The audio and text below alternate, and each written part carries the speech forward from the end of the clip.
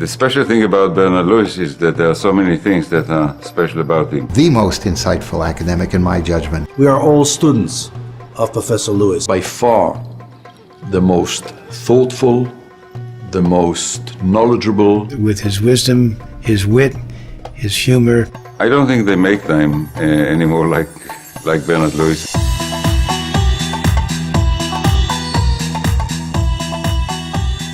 Bernard Lewis was born to middle-class Jewish parents in Stoke Newington, London. He became interested in languages and history while preparing for his bar mitzvah.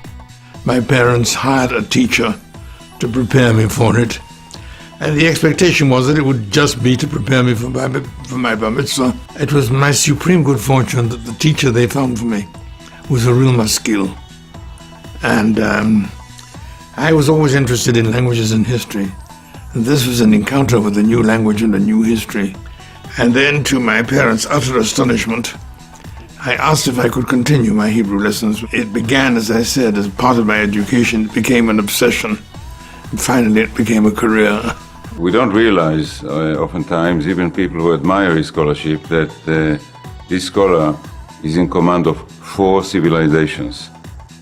Classical civilization, Western civilization, Jewish civilization and Islamic civilization. Today you don't find that scope. For over 7 decades, Bernard Lewis has gifted the West with premier insights into Islam and the Muslim world. His writings and his speakings and his experiences have been instructive for so many of us. He's a person from whom you always learn. I've quoted him in my editorials more than any other single person, because he's just so unique, not only in his understanding, but in his mastery of the language and how he presents it.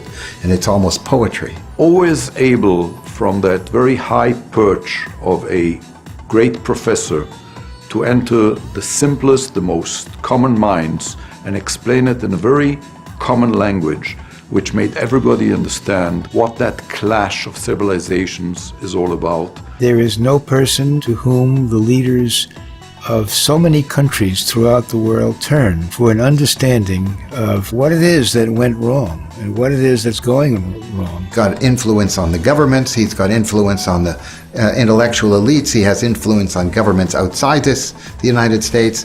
There are very few academic people who's got the reach and the breadth and the importance and the persuasive capacity that he brings to these subjects. I am frequently asked my views as to what is likely to happen in the coming years in the Middle East. And my usual reply is that I'm a historian. My job is the past, not the future. I wish the entire world had listened more carefully to what Bernard Lewis was telling us about the Middle East. A step towards peace usually occurs when they feel that they are confronting a greater danger than Israel. Why did Sadat decide to make peace with Israel? Because he realized that Egypt was becoming a Soviet colony.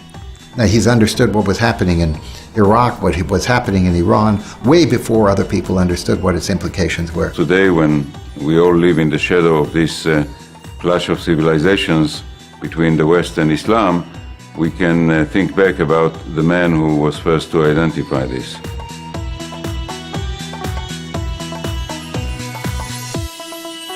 To say I'm optimistic would be perhaps an exaggeration, but I'm not pessimistic either. I would put it this way, I am cautiously optimistic.